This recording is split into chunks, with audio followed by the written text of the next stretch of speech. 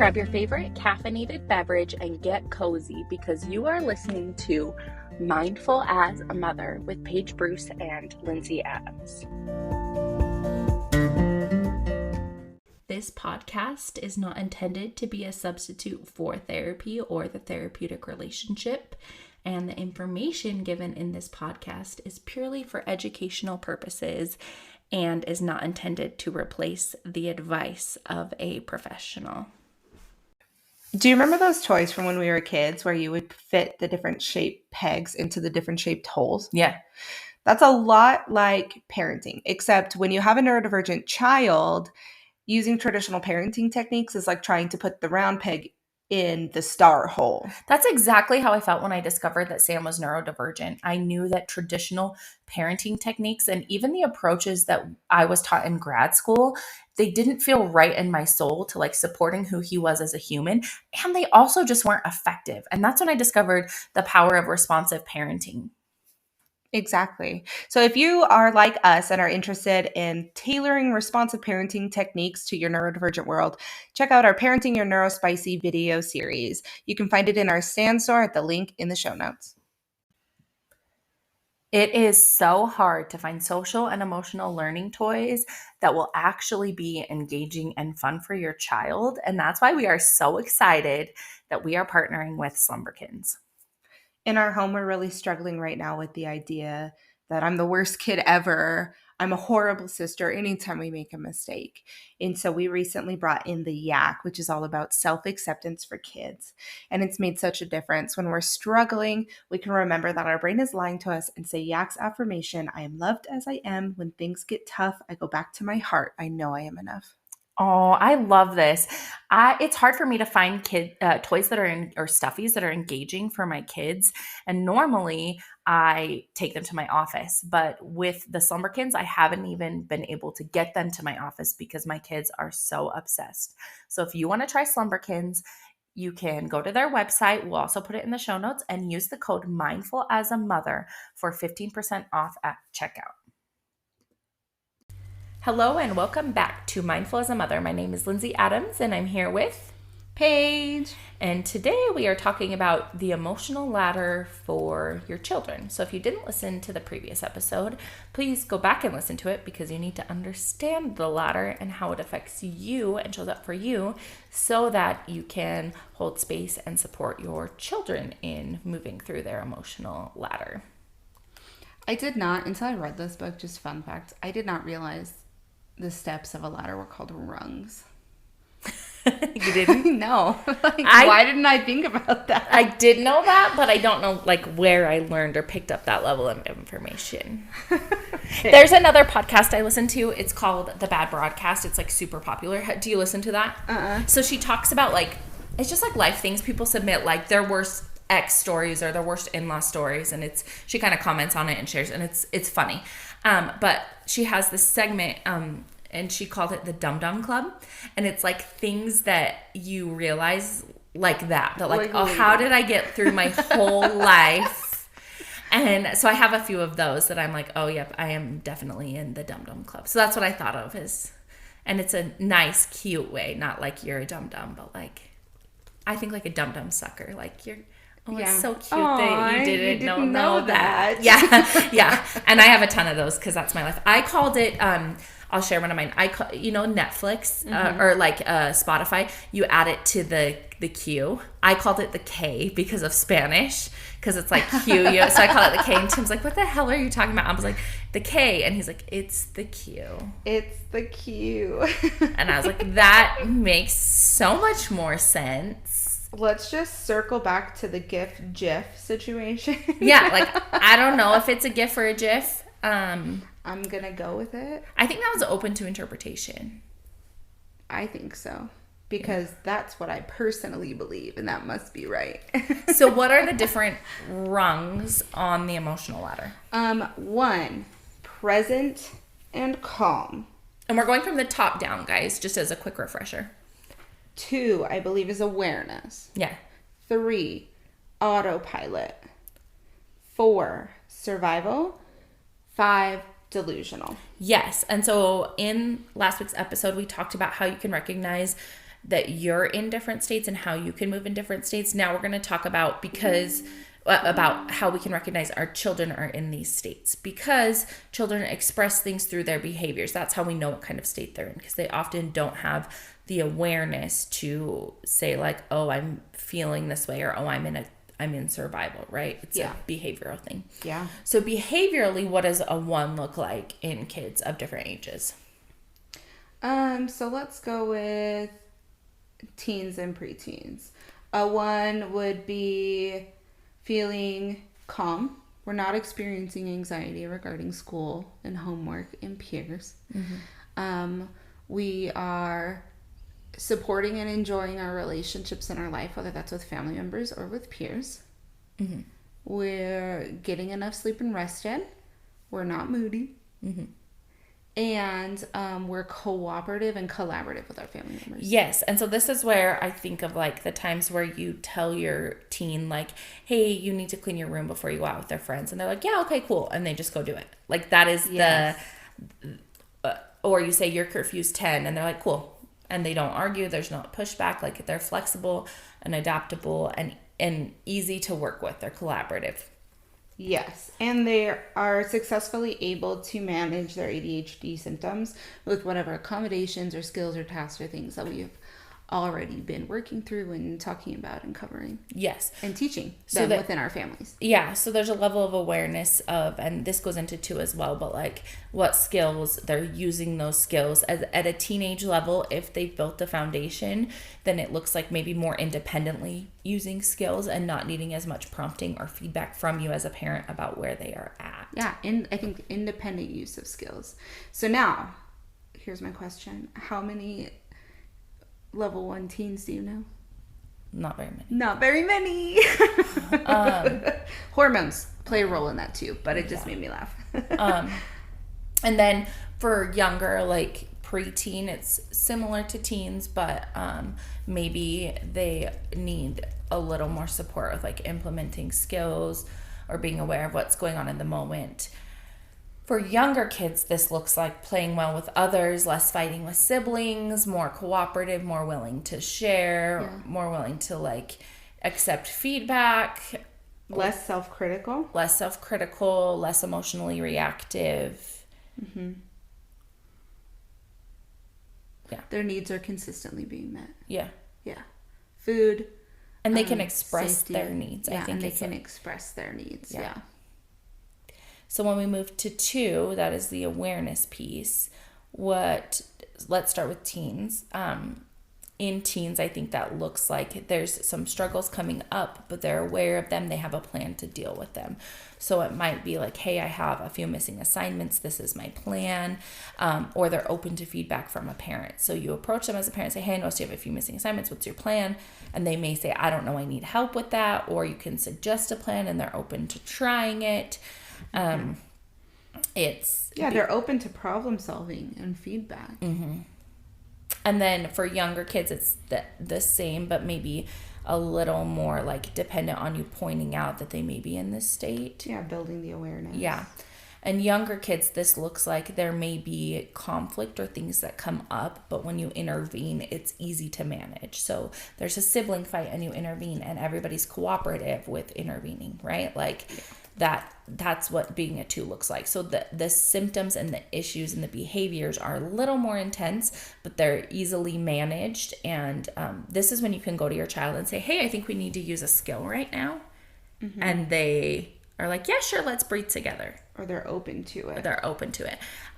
This is not the phase where they're like, I refuse to take deep breaths, right? Or I refuse to take, we call it calm down time in our house or alone time, depending on like, because sometimes my kids just ask for alone time when they need it. And that's that building of awareness. But sometimes I'll say, hey, do you feel like you need calm down time to Sam, or do you need alone time? And sometimes if he's in 2, he'll be like, yeah, actually I do. And he'll go in his room and do it on his own. And then if he's in like 3, 4, or 5, he's like, nah.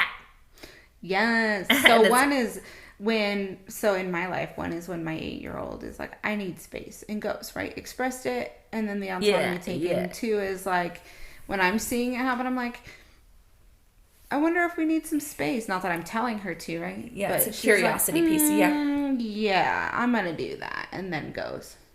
Yeah.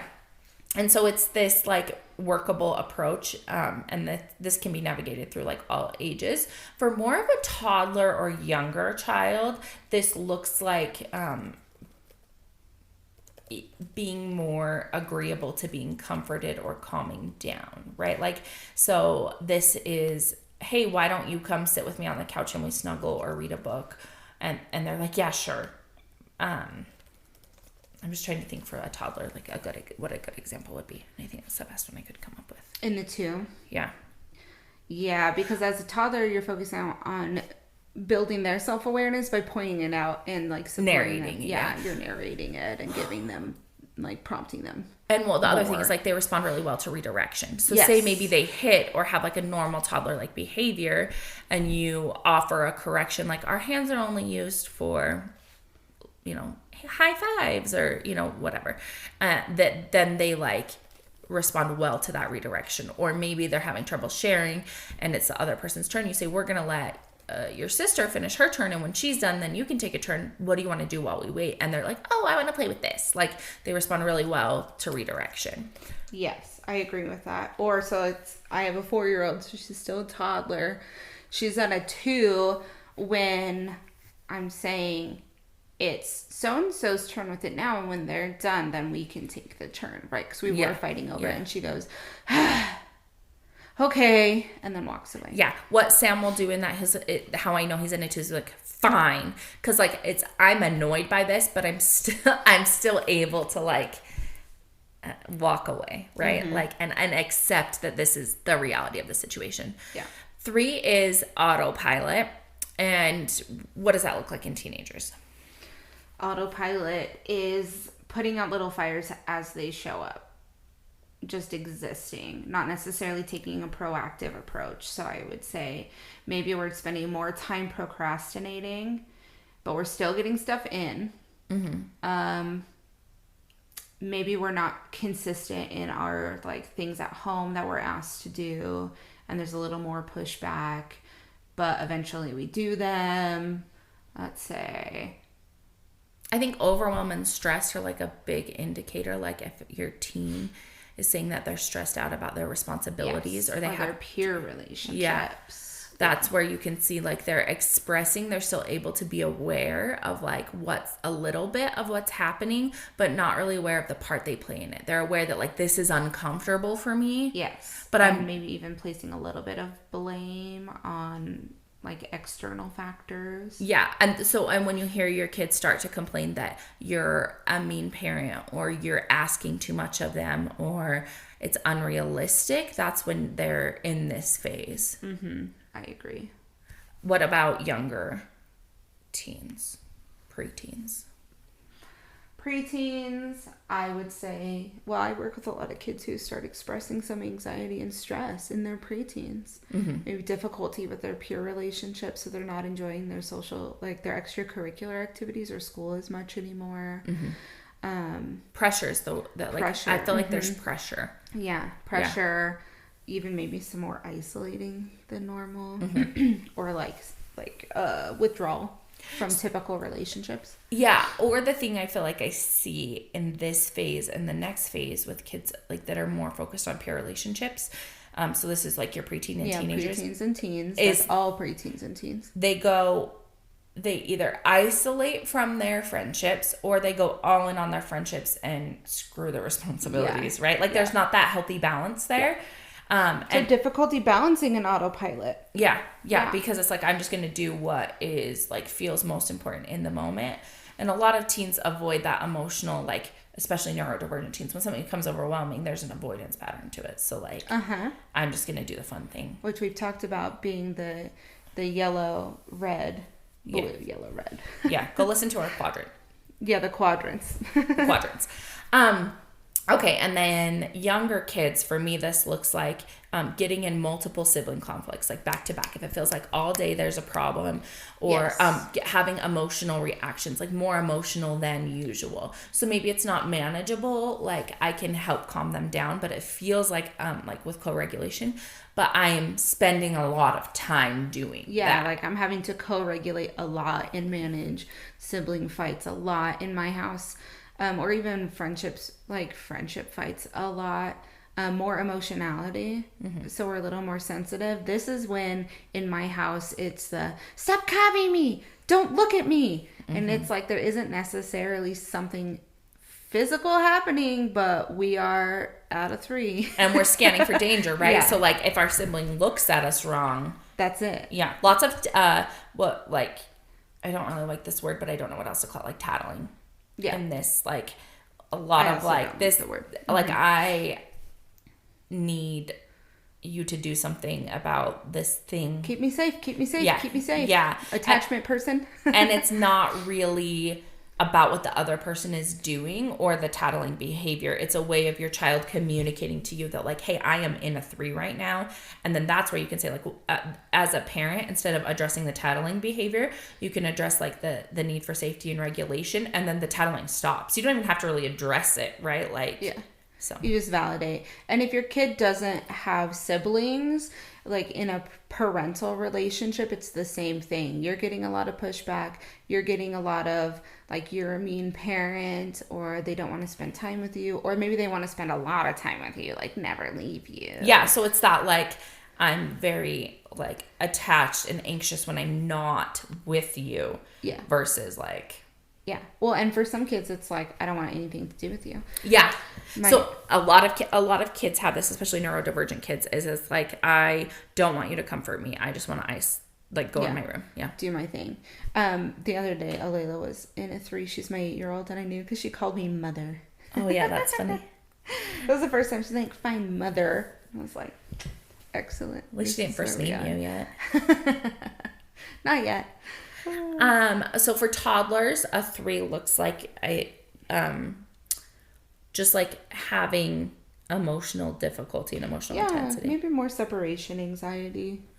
I would say, especially if there's changes or transitions in your life. So like separation anxiety, whether you take them to daycare or like maybe you need to leave and go do something. They're a little more emotional about it. And also this is where they don't respond as well to redirection. So it's like they hit or throw something, you offer like a redirection or a correction, and then they continue to do that despite being, redirected and corrected. Yeah.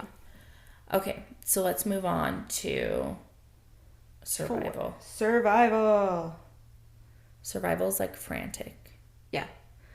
You're scanning for danger all the time. Yeah. Everyone else is dangerous to you. Yes. This is the teen that's procrastinating the entire semester up until the very last minute. Now they're trying to rush and get everything in on time, so they're like short-tempered. Yeah, and if you interrupt them, then they're upset. Yeah. If you ask them to do their normal chore, they're upset. If you ask them about their day, they're upset. Like you can't do anything right. Yeah. As a parent. Yeah. Yeah. That is when they're in survival. What other behaviors come up in like preteens and teens that aren't school related? I think it's just a lot of conflict. Like it's being really moody, a lot of conflict. Picking on siblings, I see a lot, and like it's when they're likely they'll go and like pick fights with their siblings, or they'll be more annoyed by younger siblings. So say you have a teen that's the oldest, like, and they have like an 8-year-old sibling, they're the most annoying person in the entire world, when normally they can handle 8-year-old behaviors, right? I would say a lot more mood swings, and this is male and female. Yeah. A lot more mood swings because we're emotionally reactive. We already have difficulty with emotional regulation, but we're much more emotionally reactive. And then you add like, so to me, this is like the trifecta of hell for these kids and for their parents, right? It's like they're a teenager. So we've got brain development. Teenagers and toddler brains look very similar on brain scans. Yep. For people who didn't know. And it's that upper part of your brain responsible for that like emotional piece. Paige is smelling her armpit right now, guys. Did it stink? I need to know now. No, it doesn't, but I'm starting to sweat and I forgot to put on deodorant. Okay. Well, sorry. We can edit this out if you want. So, teens and toddler brains are very similar on brain scans because their upper, like the upper part of their brain is undergoing construction, right? Yeah. And that to become more of like an adult brain. And so a lot of people talk about hormones, and that is accurate, but there's also this brain development piece and why it's like my child from like 10 to 13 could manage their emotions better than my 14 to 17-year-old child. Yep. And it's like, that's what's going on, that and the hormones. And then you add, if a child's neurodivergent, right? It's like the trifecta of hell, right? Like it is because we already have difficulties. Yeah, so it's like being a teenager, having normal teenage stuff, and then being neurodivergent. And this is where there comes a lot of black and white thinking. So it's this or this. Your teen is not problem solving. They're not collaborative in problem solving. They're not accessing or using skills. It is this or this. And there is a clear one that will kill them and a clear one that they need to do. And I think there's also like a lot of apathy. Yeah. Like, it's just not possible. It is not possible. Yeah, it feels too hard. Your expectations are too much. And I think that often becomes going into 4 and 5 because there's some crossover, I think, of it like being externalized. So it's like my teacher's fault. They don't get the grades in on time. Yeah, I was going to say. They assign these assignments that don't matter. They blah, blah, blah. It's too hard. Or it's your fault because you are expecting too much of them. Or you are being unreasonable as a parent. And so when you start to hear those things, you know that your teen is in a 4. Yeah, 4, maybe almost a 5. Yeah. Moving down to like your younger ages, this is, for me, it's like a constant power struggle, it feels like, of maybe like more lower intensity. It's manageable, but there's not a break in it. So it's like I go from like one power struggle, one conflict. Feels like a fight. One emotional reaction to the next. Yeah. And I feel exhausted having to remind them multiple times and follow up multiple times. It just feels like this is where I think people get into the bargaining and negotiation with the younger kids. Yes. The but I'll do this if you do this, or can you do blah, blah, blah, blah. Yeah. I forgot what I was going to say. The other piece I think to be aware of when we're talking about this is the lower your child gets in the emotional ladder, the more support they're going to need for tasks that they previously didn't maybe need support for. So if you're asking your 7-year-old to clean their room and you know they're at a 4, that may require you stepping back and like sitting in the room or helping them clean the room at a 4 versus when they're at a 1, they maybe can do it independently. Yeah. And it's okay to do that. And just being aware of that can really help in supporting your child through these emotional phases. Younger kids, like toddlers, this looks like a lot of pushback, a lot of conflict, not being easily comforted. Yeah, not easily comforted. I would say a lot of different emotions. So like we're quickly angry and then we're really sad. And like, cause they're having huge tantrums and then they're having huge like crying and sobbing up and down, up and down. The other thing that I think it's important to think about is where overstimulation plays into this like ladder. And you're more easily overstimulated at like a 3, 4, 5 than you are at a 1 and 2. Yeah. And kids are the same way. So like, knowing that your child's at a 4, any extra so maybe your child can handle going to the grocery store as a toddler when they're at a 1 or 2, or like a young child. But if they're at like a 4, the grocery store may be completely overstimulating and be a behavioral nightmare. Yeah. And I feel like this is especially true for neurodivergent children in the like infant toddler years. And it's something that as parents I hear about a lot, because it's like, I had a highly sensitive toddler that made it difficult to navigate when I could go out, if I could go on road trips, like how we needed to like sleeping accommodations. Like these are all very real things that are going to make more of an impact at a younger age and that are going to lead them to more 3, 4, 5s. So it's knowing like, so sometimes I forego family events because it's going to be, so here's an example. We went to Washington to watch our niece graduate high school. My 4-year-old is neurodivergent. And so she was already at, I would say, a 3, leaning towards a 4 at the end of our night. It was our first day there. We stayed up late the night before, so we already had less sleep. She played all day, didn't nap, so she was stimulated all day. And then her graduation wasn't until 8 p.m. at night, which would be 9 p.m. my normal time with her. So I opted to stay home with her and get her in bed at a good time rather than go to the actual graduation with the rest of the family. because that's just what she needed. That's where she was at in her ladder. So if I had forced her to go, I knew we would have moved into a 4 or 5 and it would have been miserable for all of us, including her. But then once everyone left, and she was really upset at first about not going, but then everybody left and she laid on top of the stairs and just cried. She started crying and she said, Mom, I'm so tired. And I was like, okay, we made the right choice. So then she was able to just like relax. We slowed way down. We had a snack. We got to bed at a good time. And then she was at a 2 the next day. And it's amazing how when you can be, especially when traveling with these kiddos, like if you can be in tune and adaptable to where they are showing up in the moment, then you can really navigate, like maybe they're at a 4, but they don't have to get to a 5, or the whole vacation doesn't have to be stressful. Like we can take steps to get back to a 2 or 1 the next day. It's like I couldn't do anything about the actual traveling leading us to a 4 or a 5, right? Because there was a lot of high demands and unexpected things that happened. Yeah. But then once we got there, I could incorporate other things that helped us move back up the ladder.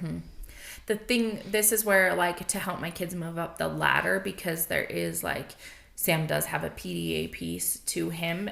It's not as intense as some cases I've read, but like the more emotionally intense he gets, the more the PDA comes out, because it's like an autonomy thing, right? So the more autonomy I can give him, and the more I can lessen the demand of just life for him, the more quickly I can get him back to like a 2 or 1. What does a 5 look like? Okay, so I'm going to start with victim mentality, and this happens in teens and preteens. This is very they much naturally so. kind of have a It victim mentality like too. Already, Yeah. It's like, this teacher hates me. They didn't do this. They're not doing this. My parents hate me. They never see anything good that I do. It is my favorite age to work with. Middle school is my favorite age to work with. Middle school. And I think it's because that was my hardest age in life. And so there's probably like an unconscious, like I want to support kids through that. But yeah, that's when it starts, is like I'm the victim. You also see, like, when you're problem solving, they think nothing's going to work. Yeah. Nothing will work. That won't work for me. That won't work for me. That won't work for me. That won't work. That won't work. I've even had teens where I verbalize so even when you're in the perfect environment that you've described, you still don't complete your homework. And they're like, yeah. And I'm like, so you still don't take responsibility for completing your homework? And they're like, yeah. Yeah. But it's not their fault still. Yeah. Right? Like there's no accountability. Like, no. And there's no insight. This is the thing where, like, normally, like, if you have a teen where you've seen insight in the past and then there's no insight. Yeah. That's where and then you're it's like, okay. What's happening? Yeah. It's an emotional piece. The other thing is, like, really severe isolation at this point. I was gonna say like not to label, but depression, severe anxiety. I have teens with panic disorder at this level 5, right? Yeah, well, and or I'll have parents write me that are like, how do I like better my connection with my teen? They spend all day in their room playing video games. They refuse to participate in family activities. They are like, they'll answer yes or no to my questions, and that's about it. Like this is where you see this piece, and it's harder, I think, to get a teen out of a level 5 because we have less sway once they're teenagers, and it's more on them in some ways, and that can be really difficult as a parent. Yeah. It feels like you have a loss of autonomy. Yeah. And this is where I think professional help is super important, because unfortunately, teens listen to anyone who isn't their parent. Yep. And you can say the exact same thing. Yeah. Yeah. So. Okay. Preteens.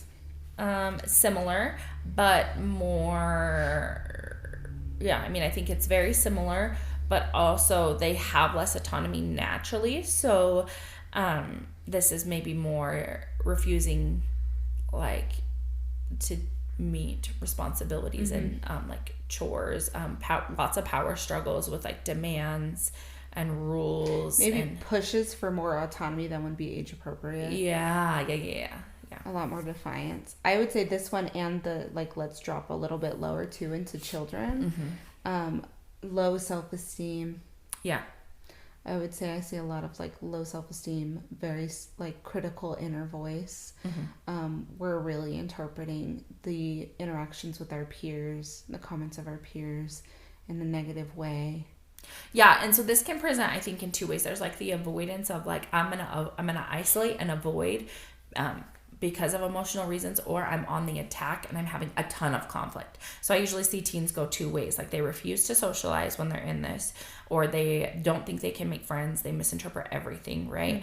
And it's like a sad, isolated, turned inward towards themselves thing. Yeah, I'm even talking children like above toddler, before preteen. Yeah. And then there's the I'm going to have conflict with everybody. Yep. So it's so funny. It just depends on how you're wired, which one will show up. Yeah. But, yeah. And it's the like extremes of behaviors. At level 5, it's the extremes of behaviors. Yeah. Yeah.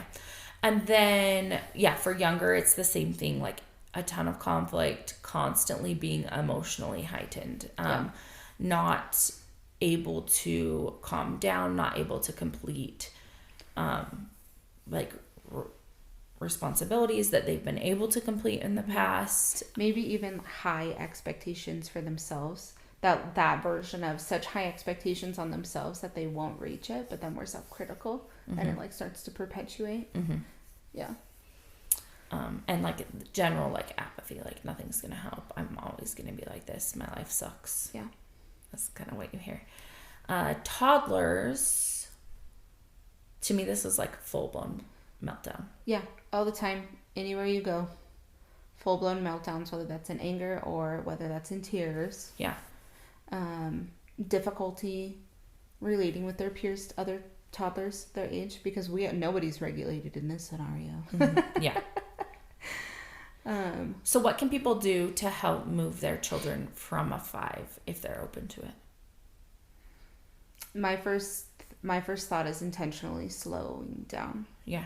It's like we need to intentionally slow down, because when we're at a 5, that's our body is telling us, like, this is a vital sign. Our body is telling us that something is not working for us. And so it's almost like strip off all the parts and start again at the baseline. And this is where it's like lower demands, lower expectations, meet them where they are. Cancel all of your extracurricular activities, cancel all your play dates. And it doesn't mean, because we've talked about like this can be like you can be in this for a long time, you can be in it for a short time.